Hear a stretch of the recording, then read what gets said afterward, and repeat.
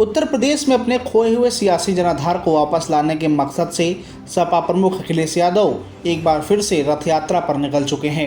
अखिलेश यादव ने अपनी इस यात्रा का आगाज कानपुर से कर दिया है और 2 दिन में 190 किलोमीटर की यात्रा में वे 4 जिलों का भ्रमण करेंगे।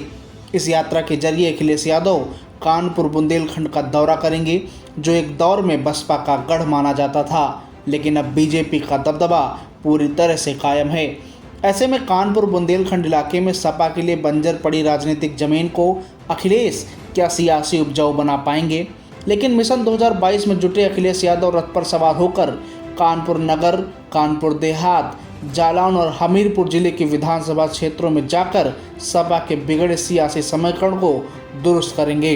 साथ ही अखिलेश रथ यात्रा के जरिए योगी सरकार की खामियों को उजागर करेंगे और बीजेपी के खिलाफ माहौल बनाने का काम करेंगे। इसी कड़ी में समाजवादी पार्टी के राष्ट्रीय अध्यक्ष और पूर्व मुख्यमंत्री अखिलेश यादव का विजय रथ मंगलवार की देर शाम हमीरपुर जिले के मुख्यालय पर पहुंचा और सपा कार्यालय के सामने से होता हुआ विजय रथ सीधे डाक बंगले पर पहुंचा। यहां विजय रथ से उतरने के बाद अखिलेश यादव ने कहा कि 2022 में सपा की सरकार बनेगी और हम यूपी की तरक्की के लिए खुशहाली योजना लाएंगे। उन्होंने मीडिया से रूबरू होते हुए कहा कि इस बार जनता बदलाव चाहती है। 2022 में होने वाले चुनाव में लोग सपा को जिताने का काम करेंगे और लोगों ने यह सोच भी बना कर रखी है। इसके अलावा उन्होंने कहा कि वह गरीबों को 300 यूनिट और किसानों को सिंचाई के लिए मुफ्त बिजली देंगे और सरकार पर हमला बोलते हुए कहा कि हमने नयवेली लिग्नाइट प्लांट की शुरुआत कराई थी, लेकिन आज सरकार के 4.5 साल पूरे हो रहे हैं, फिर भी वह बिजली उत्पादन नहीं शुरू कर सकी है। वहीं सीएम योगी पर तंज कसते हुए अखिलेश बोले कि प्रदेश में प्रतिदिन 3 करोड़ अंडे की खपत है, लेकिन आज तक किसी भी तरह के उत्पादन के बारे में नहीं सोचा गया। सही भी है, बाबा मुख्यमंत्री को क्या ही पता होगा। वहीं रोजगार के सवाल पर राष्ट्रीय अध्यक्ष ने कहा कि युवाओं को रोजगार देंगे और उन्हें नौकरी भी देंगे। ओवैसी को साथ लाने के मामले पर उन्होंने कहा कि वह सभी दलों का सम्मान करते हैं और भाजपा को फरेबी पार्टी बताकर यह भी कहा कि हमीरपुर के लोगों लखनऊ न जाना, नहीं तो बाबा मुख्यमंत्री तुम्हारा भी नाम बदल देंगे। इसके बाद जब आज पूर्व मुख्यमंत्री अखिलेश यादव की रथ यात्रा के दूसरे दिन डाक बंगले से कुरारा कस्बे के लिए निकले तो उन्होंने मीडिया से बातचीत करते हुए कहा कि सरकार में महंगाई चरम पर है। जहां सरसों का तेल 200 में तो पेट्रोल 100 पार हो गया है। इन भाजपाइयों को सब कुछ दिखाई दे रहा है, लेकिन इन्हें सांप सूख गया है। पर अगर सरकार को जरूरत पड़ी तो आने वाली समाजवादी सरकार सरसों के तेल का सरकारी प्लांट लगाएगी और सभी लोगों को राहत देगी। उन्होंने साथ ही कहा कि हमने अपनी सरकार में बुंदेलखंड में काफ़ी काम किसानों के हित में किए हैं। यहाँ मंडियों की सुविधा की शुरुआत की, लेकिन सरकार ने किसी भी काम को पूरा नहीं किया। ऊपर से 3 काले कानून और थोप दिए ताकि किसान मजदूर बन जाए। जबकि बीते सालों में सबसे ज़्यादा किसानों ने अगर कहीं आत्महत्या की हैं तो वह क्षेत्र बुंदेलखंड का है। साथ ही लखीमपुर हिंसा पर बोलते हुए उन्होंने कहा कि भाजपा सरकार मंत्री पर कभी कार्रवाई नहीं करेगी, क्योंकि बीजेपी अपराधियों के साथ खड़ी है। आज सबसे ज़्यादा खुशहाल अपराधी अगर कहीं हैं तो वह भाजपा सरकार में।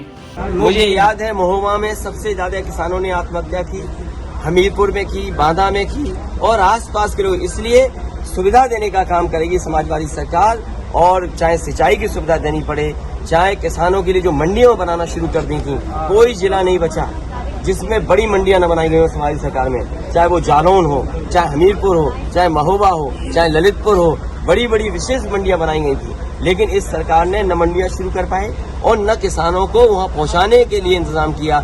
जबकि ऐसे 3 कानून ला दिए हैं जिससे हमारे किसान मजदूर बन जाएंगे या खेती छोड़ करके चले जाएंगे। लखीमपुर खीरी में किसानों को कुचला गया। आप किसानों के हित की बात करते, लेकिन बीजेपी क्या कर रही है और कार्रवाई से क्या आप संतुष्ट हैं? मैं बुंदेलखंड के किसानों को यहाँ से कहना चाहता हूँ, पूरे उत्तर प्रदेश के किसानों को, देश के किसानों को, भारतीय जनता पार्टी जिस तरीके से 3 काले कानून लाई है वो किसानों को कुचल देगी, उसी तरीके से जिस तरीके से लखीमपुर में किसानों को कुचल करके हत्या की। अभी तो किसान कुचले गए हैं, कानून कुचला गया है और हो सकता है इस संविधान को भी कुचल दें। इसलिए भारतीय जनता पार्टी को वोट की ताकत से हटाने का काम करें। छोटे दलों का सहयोग लेगी, सभा नहीं हुई अभी तक। भारतीय जनता पार्टी मंत्री पे कभी कार्रवाई नहीं करेगी, कभी कार्रवाई नहीं करेगी, क्योंकि भारतीय जनता पार्टी अपराधियों के साथ खड़ी है। आज सबसे ज्यादा खुशहाल अपराधी कहीं हैं तो भारतीय जनता पार्टी की सरकार में, और अभी तक माफियाओं की अवरोध वो किसान कर रहे हैं। और फिर महंगाई किसने बढ़ाई? आज पेट्रोल हमीरपुर में बढ़ गया, 100 तक आगे नहीं आया, 102 आ गया। इन भाजपाइयों को दिखाई नहीं दे रहा कि पेट्रोल 102 आ गया। ये भाजपाइयों को सब कुछ दिखाई दे रहा है, भाजपा को सब कुछ दिखाई दे रहा है, लेकिन पेट्रोल की बढ़ती कीमत नहीं दिखाई दे रही इनकी। अखिलेश जी, यूपी में ओवैसी की एंट्री क्या सपा को नुकसान पहुंचाएगी? एक दूर पत्रकार कुछ पूछ रहा है, पूछो किसानों को क्या मिल रहा है? किसानों को बर्बाद कर करके न जाने किसके लिए दूध महंगा कर रहे हैं लोग। और बताइए, सरसों ये पैदा कर सकता बुंदेलखंड? समझ लीजिए, सरसों यहाँ पैदा हो सकती है, तिल पैदा हो सकती है।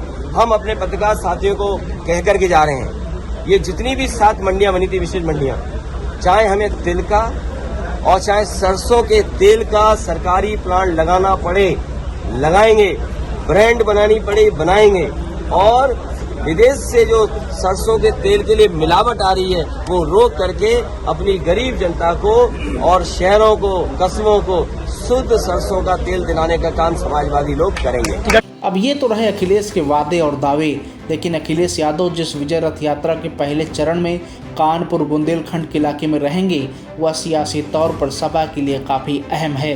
2017 के विधानसभा चुनाव में मोदी के विजय रथ पर सवार बीजेपी ने सपा, बसपा और कांग्रेस का इस इलाके में पूरी तरह से सफाया कर दिया था और 2022 में भी क्लीन स्वीप कर इतिहास रचने की तैयारी में है।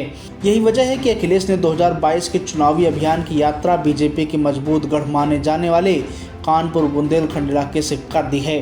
वैसे तो बुंदेलखंड का इलाका भले ही सूखे की किल्लत से जूझता रहा हो, पर राजनीति की फसल के लिए यहाँ की ज़मीन हमेशा से बहुत ही उर्वर रही है। वहीं कानपुर की बेल्ट सपा का मजबूत गढ़ माना जाता है, क्योंकि यह पूरा इलाका यादव बेल्ट कहलाता है। साथ ही बुंदेलखंड में कभी सूखा राजनीति का मुद्दा बन जाता है, तो कभी वाटर ट्रेन और कभी घास की रोटियां। हालांकि यहाँ चुनाव जीतने के लिए भले ही जातीय समीकरण फिट किए जा रहे हों, लेकिन जनसभाओं में सभी नेता इन मुद्दों को हवा देते रहते हैं। ऐसे में देखना दिलचस्प होगा कि बुंदेलखंड की ज़मीन पर अखिलेश यादव अपनी साइकिल को कितनी रफ्तार से भगा पाते हैं। इस खबर में बस इतना ही। बाकी खबरों के लिए देखते रहिए 4 PM न्यूज़ नेटवर्क।